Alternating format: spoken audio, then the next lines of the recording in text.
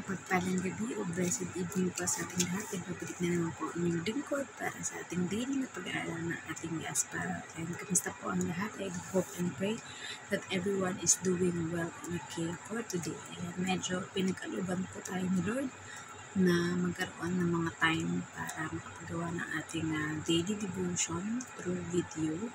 Kahit lagi-lagi naman tayong gumagawa ng written. Hindi na nga lang natin madalas nagagawa ng video dahil alam niya na ang kaabalahan ng inyong lingkod. But thanks God because may mga pagkakataon na pinagbibigyan tayo upang makagawa ng ating devotion. So, kagaya ngayon na medyo maaga tayong nakapagpahinga ng ating, sa ating pagtatrabaho. So, we pray na nawa magkaroon pa ng mas maraming mga pagkakataon para makapagawa ng mga devotion. Pero kung hindi talaga kakayanin, you know naman that the Lord knows what is the desires of our heart. So, bago po tayo dumako sa ating sharing o pagbubulay-bulay ng salita ng Diyos, huwag po natin kakalimutan ang manalangin sa ating Panginoon. Let's pray. Ama namin Diyos na makapangyarihan sa lahat, pinupuri at pinasasalamatan ka po namin sa aming buhay, kalakasan at hininga na ipinagkaloob niyo, Panginoon.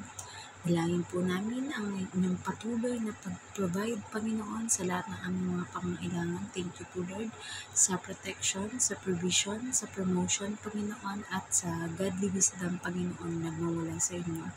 At gaya sa aming laging dalangin, Panginoon, naway pagkalooban mo pa kami ng maraming pagkakataon, Panginoon, para we boldly share your gospel and good news to everyone, Panginoon. Alam po namin na iniingatan niyo kami, hindi ng aming mga mahal sa buhay na malayo sa aming Panginoon. At sa kahit anumang mga pagdaan ng mga sakuna, mga bagyo o lindol ng mga Pilipino, Panginoon, ay mananatili kami na lalong tumitibay ang pananampalataya sa inyo, Panginoon. Ngayon, sa pagdako po namin, sa pagbubuli-buli at pag-aaral ng mga salita, dalangin namin ang paglukob na inyong banal na Espiritu, Panginoon, at tanging ang glory niyo lamang po, Panginoon, ang makita at maramdaman ng mga tao makakapanood, makakapakinig o makakabasa nito, Panginoon, dahil tanging kayo lamang ang dapat papurihan, dapat mahalin, at dapat ipamahagi sa iba, Panginoon, ang inyong ebanghelyo, Panginoon. Nang sa gayon sila din ay maliwanagan, kagaya namin ng mga tumanggap sa inyong bugtong na anak na si Jesus bilang Diyos at tagapagligtas. We rebuke all the words of evil, Panginoon, na nais na maging hadlang upang maibahagi namin ito, Panginoon. Bagkus, Panginoon, we pray for lahat ng mga gagawin namin, Panginoon, ay nawain nakalulugod sa inyo. Habang buhay po namin at walang sawang pasasalamatan ang tinapos ng gawa ng Panginoong Yesus sa krus ng Kalbaryo o Golgota, Panginoon, upang tubusin kaming sangkatauhan sa lahat ng aming mga kasalanan, Panginoon. Gayon din ang banal na Espiritu na kasama namin lagi upang ang aming mga magagawa, Panginoon, ay ayon lamang sa inyong kalooban, Panginoon. Dalangin po namin sa lahat ng mga taong makakapakinig, umaabot ng mga video na ito, Panginoon. Kayo po ang magtatouch ng kanilang spirit, ng kanilang puso at ng kanilang physical na katawan, Panginoon. Nang sa gayon, Panginoon, ay tanggapin at maniwala sa pinamamalita ninyong mabuting balita na ito, Panginoon, na kami ay gamitin lamang ninyong instrumento, Panginoon, upang ito ay maiparating sa kanila. We honor you, we glorify your holy name. This we pray in our Jesus Christ. Amen. Ayan. So, narito po tayo sa Lucas 23:19. Si Barabas ay nabilanggo dahil sa paghihimagsik na pinangunahan nito sa lungsod at dahil na rin sa salang pagpatay. Message, ito daw ang mga sala o kasalanan ni Barabas kung bakit ito nabilanggo ay dahil naghimagsik ito sa lungsod at dahil may pinatay ito. Application, sa atin sa Pilipinas, noon ay may hatol na silya elektrika ang mga kriminal. Ngunit inalis na iyon at ginawa na lamang habang buhay na pagkabilanggo para sa mga pumatay ng tao. Ganyan din dapat ang magiging hatol kay Barabas sa tindi ng ginawa niyang krimen. Pero nabasa nga natin na sa kabila ng matinding kasalanan nito, siya ang hinihiling ng mga tao na mapalaya. Tayo, kahit hindi natin hilingin sa Diyos na mapalaya tayo sa mga kasalanan natin, siya na mismo ang umisip at gumawa ng paraan para mapalaya tayo. ang kanyang bugtong na anak na mapayapa at tahimik na namumuhay sa kanyang kaharian ang isinugo niya. So, purihin ang pagkabasa ng mabuting balita ng ating Panginoon, diba? So, alam naman natin na ang representation talaga natin bilang mga tao ay si Barrabas. Ayan, meron namang ginamit na, kumbaga, sa atin ito ay yung hindi direkta, pero yung mensahe kapag naunawaan mo is marirealize mo na tayo pa ng mga tao ang binabanggit dito na si Barrabas, yun nga, diba? Sobrang, kumbaga yung mga inaakusa or ina-accuse nila sa ating Panginoong Yesus na kumbaga ito ay tinuturuan ang mga tao daw para magrebelde o lumaban sa pamahalaan o gobyerno nila noon during that time, di ba? Yun yung pinaparatang nila sa ating Panginoong Yesus. Pero syempre, hindi naman ginawa ng ating Panginoong Yesus ang pumatay ng kahit sino. Bagkus, binubuhay pa nga niya ang mga patay at gumagawa siya ng mga himala o mga miracles na walang kahit sinong kayang gumawa, di ba? Pero yun nga, ang kaibahan, si Barrabas siya, bukod sa naghimagsik na nga siya na pinangunahan niya sa lungsod, siya pa ay nakapatay, di ba? So, sinong mga makakatanda sa atin na during mga 90s, I think so, mga panahon na yun, or 80s, ay nauso yung parusa na sili elektrika na kung saan uupo sa isang upuan ang kriminal at pagkatapos ay makukuryente siya doon na magiging cause o magiging dahilan para siya ay mamatay. Ayan. So, sa panahon natin ngayon, wala nang ganun. Ang ibinigay na lamang na parusa ay ang makulong ng habang buhay o pagkabilanggo. Pero may iba na kapag habang sila ay nasa kulungan at sila ay nagpakabuti at naging mga mabubuting tao, may iba na napagkakalooban ng parol o either pansamantalang kalayaan o kung talagang magpapatuloy na naging mabubuti na talaga sila at nagbagong tao, ay maaari sila na tuluyan ng mapalaya. Diba? So, ganun yung ginawa sa atin na favor ng ating Panginoon. Kumbaga, dahil bilanggo na rin yung naging example natin, ay pwede nating i-explain dyan na kung halimbawa, ikaw ay nakulong sa salang pagpatay o pagkrimen na matindi, di ba? At ang parusa sa iyo ay habang buhay ka na mabibilanggo sa kulungan. Pero may nagbalita sa iyo o may nagsabi sa iyo na, pwede ka nang lumaya. Meron nang nagbayad sa kasalanan ng pagkakakulong mo at ikaw ay malaya na. O yung tinatawag nga na parole, di ba? So ngayon, nasa sa'yo yan kung tatanggapin mo. Yan nga yung free gift sa atin ng ating Panginoon.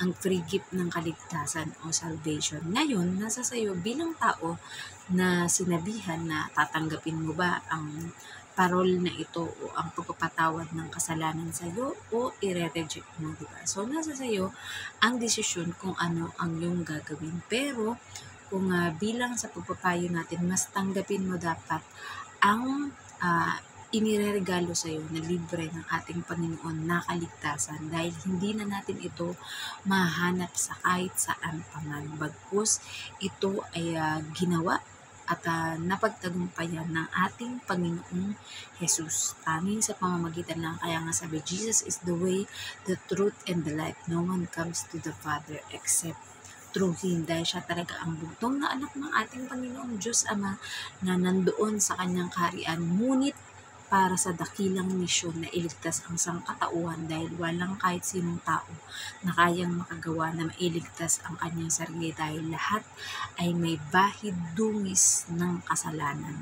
Mula pa man sa nabuo ito sa sinapupunan ng kanyang ina. Kaya, we need a Savior. Kaya ang may request at ipinadala ng ating Diyos Ama ay walang iba kundi ang kanyang bugtong na anak na sinabi nga dito na nananahimik sa kanyang kaharian sa kalangitan pero kinailangang magdusa, danasin ang lahat ng hirap na pinagdadaanan ng mga tao at mas lalong higit pa.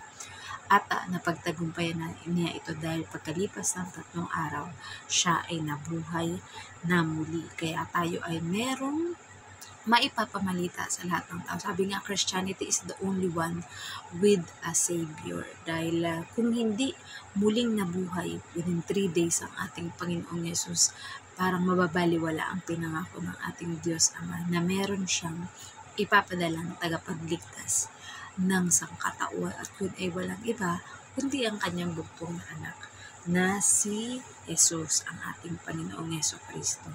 Diba? At nasa sa atin yan bilang tao kung ating tatanggapin, it's your choice. Pero ang ating maipapayong at maaari ay tanggapin ng ating Panginoong Yesus bilang Diyos at tagapagligtas at mararamdaman mo yung hindi maipaliwanag na kahustuhan. Kasi sa buhay ng isang tao, yun nga sa napakinggan nating preaching na there is a spot in a person's life na kung saan kahit punuin mo man to ng lahat ng mga material na bagay, pera, kasiyahan, kalayawan sa mundo, pero merong spot sa buhay mo na masasabi mo na may kulang, di ba?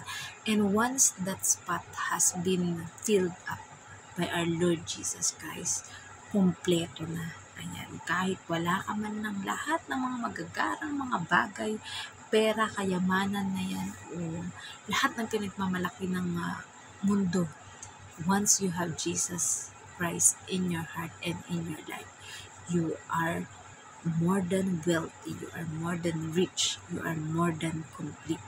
Dahil meron talagang spot sa buhay natin na tanging ang Panginoon lamang ang siyang makapagpupuno. Kaya nawa, tayo ay tinanggap na natin ang ating Panginoong Hesus bilang Diyos at tagapagligtas at we are nagsusumikap para sa gayon ay mas lalo pang mapalalim ang ating relasyon sa Kanya, mas lalo nating makilala ng lubos ang ating Panginoong Diyos at ang ating Panginoong Yesus at ang kanilang mga ginawa para sa kaligtasan natin sa pamamagitan ng pagbubulay-bulay at pagbabasa ng Kanyang mga salita o good news. Tandaan natin ang Bible, ang nag-iisang libro na hindi naluluma, hindi nalalaos dahil siya ay nananatiling laging may great revelation, may mga great application, may mga great explanation at magre-rema sa iyo once that you meditate and you read it day and night at kapag ikaw ay laging soaking sa salita ng ating Panginoon. And magugulat ka na lang na magkakaroon ng mga idea na ilalagay ng ating Diyos sa iyong kaisipan nang sa gayon ay maintindihan mo kung ano ang iyong binabasa. So, nawa po yung natutunan sa ating share ng devotion video ngayon. Kailangan na rin po magpahinga ng inyong lingkod dahil may trabaho na naman po tayo bukas. So, let us all end up into closing prayer. Ama namin Diyos na makapangyarihan sa lahat, muli nagpapasalamat po kami sa inyong mayamang salita na aming muling napagbulay-bulayan sa gabing ito. Panginoon, tunay nga Panginoon na kami ay karapat-dapat sa panghabang buhay na kaparusahan, Panginoon. Ngunit sa sobrang pag-ibig ninyo na hindi masukat, Panginoon, ay talagang ipinadala pa ninyo ang inyong bugtong na anak na si Jesus, na imbis na siya ay nananahimik lamang at kasama ninyo na masaya sa inyong kaharian, ay kinailangan niyang pagdaanan ang lahat ng paghihirap at lahat ng sakit na mas matindi pa sa mararanasan ng ordinaryong mga tao, Panginoon, na kagaya namin. Kaya we thank you, Lord, Panginoon, sa salvation at sa grace, Panginoon, na ipinagkaloob niyo sa amin. Kung kaya kami, Panginoon, ay narito at we boldly declare, Panginoon, at ipinakikilala namin kayo sa buong mundo at ang tinapas na gawa ng iyong bugtong na si Jesus, Panginoon. I pray, Lord God, para sa lahat ng mga tao na dumadanas ng mga pinansyal na problema, Panginoon. Ito man ay sa trabaho o sa negosyo, Panginoon. Yung mga nanloko man sa kanila o ng scam, Panginoon. Alam namin, Panginoon, that you can bring it back. You can restore it, Panginoon, 100-folds of blessings. Lalo higit po ang ginagawa ng tao ito, Panginoon, ay maglingkod sa inyo, Panginoon, sa lahat ng mga bagay na ipinagkakaloob nyo sa kanila o sa amin, Panginoon. We also pray, Lord God, para po sa lahat ng mga sickness, Panginoon, at karamdaman na mayroon ang bawat mga tao, Panginoon. We know, Lord God, that you heal everyone, every sickness, Panginoon, whether it's physically, mentally, emotionally, and spiritually, Panginoon, ay kayang-kaya niyo pong pagalingin, Panginoon, sa isang iglap lamang. Ngunit may iba na talagang kailangang dumaan sa mga proseso, Panginoon, bago tuluyang gumaling, Panginoon, at may iba naman na kung ang kalooban niyo po, Panginoon, ay lisanin na nila ang mundong ito, Panginoon, ay ang comfort para sa mga maiiwan ng mga mahal sa buhay, ipatuloy niyo ibibigay sa kanila, Panginoon, upang mapagtagumpayan, sapagkat alam po namin na hindi permanente ang buhay dito sa mundo. Darating talaga ang panahon na kailangan din namin magpaalam sa mga kakilala at mga mahal namin sa buhay. Pero ang kapalit naman po nito ay ang eternal rest sa inyong kaharian dyan sa langit, upang harapan na namin kayo na makakasama at mapapasalamatan sa inyong ginawa para sa aming mga buhay. Panginoon, we also pray, Lord God, for the pastors, priests, evangelists, missionaries, prophets, mga workers, teachers, Panginoon, maging ang ordinary members ng all the body of Christ, Panginoon, different churches, different denomination, Panginoon, different groups, Panginoon, na laging ang hangarin, Panginoon, ay maipakilala kayo sa lahat, Panginoon, sapagkat alam namin na lahat ng panig ng mundo, kahit kasulok-sulukan ito, Panginoon, ay kailangang maabot. Gayon din sa kahit nasa buwan pa sila o nasa iba't ibang mga planeta, Panginoon, ay maaabot sila ng inyong mga banal na salita, Panginoon, lalong higit na may ginagamit kayo mga modern technology ngayon, Panginoon, na sobrang nagiging high-tech na, Panginoon. Nawa ito hindi maging kasiraan ng bawat isa, bagkus, Panginoon, ay gamitin ito ng bawat tao sa mabuti, lalong higit, Panginoon, ang maabot ang lahat ng lugar na kailangan makapakinig ng inyong good news o ebanghelyo, Panginoon. We also pray, Lord God, para po sa bansang Pilipinas, ang aming bansa, Panginoon, that you will restore it, Panginoon. You will give wisdom, Panginoon, sa lahat ng mga leader, Panginoon, ang puso, pagmamahal, unity, peace, Panginoon, at tunay na pagbabago, Panginoon, ay magaganap kung isusuko ng bawat mga nanunungkulan sa aming bansa at bawat mamamayan, Panginoon, ng kanilang buhay sa inyo, Panginoon, na tanging sa inyo lamang masusumpungan, Panginoon, ang hindi matatawarang ligaya, Panginoon, bagamat magdadanas kami, Panginoon, ng mga bagyo sa aming buhay, Panginoon, pero patuloy, Panginoon, na mapatatag ang aming pananalig sa inyo at hindi kami basta-basta magigiba sa aming pananalig sa inyo once we are rooted, once we are connected, at lalo pang higit, Panginoon, na pinapalalim namin yung mga ugat o roots, Panginoon, ng aming pananalig at pananampalataya sa inyo. And we know that generation to generation, it will grow up, it will spread out, Panginoon, hanggang sa lahat ng panig ng mundo at habang saan may mga tao na makakapakinig at makakabasa at makakanood, Panginoon, ng aming mga ipinapahayag tungkol sa inyo, Panginoon. We also pray, Lord God, para sa bansang ito na Hong Kong, Panginoon, na kung saan, Panginoon, ay nakakapag-provide kami sa aming pamilya. Salamat sa buhay ng aming mga amo, Panginoon. Kayo po ang siya magpala, Panginoon, sa kanila, sa lahat ng aspeto ng kanilang buhay, sa trabaho, sa negosyo, Panginoon, sa pamilya, Panginoon, at sa pag-iingat ninyo sa bawat isa, Panginoon, upang mapapurihan ka namin, Panginoon, sa lahat ng aming ginagawa, Panginoon. Iwaksi ng bawat isa ang mga kasalanan, Panginoon, na nangingibabaw. Bagkus, Panginoon, ay mas paiiralin ng bawat isa ang pag-ibig, pagpapatawad, pagkakaisa, Panginoon, at pagtutulungan upang mapalago lalong higit ang aming mga buhay espiritual at ang aming mga bansa o lugar na kinabibilangan, Panginoon. We also pray, Lord God, para sa bansang Israel, Panginoon, ang niyang chosen nation. Dahil sabi niyo nga, kung sino man ang magpala sa Israel ay pinagpala at pagpapalaan niyo pang lalong higit, Panginoon. Kaya, Panginoon, we declare, Panginoon, na sa buhay namin, Panginoon, kaya kayo ang siyang maghahari. Let your light shine upon us, Panginoon, nang sa gayon, Panginoon, ay makita ng mga tao, Panginoon, na may kakaiba sa amin, Panginoon, at yun ay dahil kami inyong mga anak, Panginoon, at kailanman ay hindi niyo kami pinapabayaan at hindi niyo kami iiwan, Panginoon. Madalas kami, Panginoon, ang nangiiwan sa inyo, Panginoon, dahil sa mga pinagdadaanan namin sa buhay.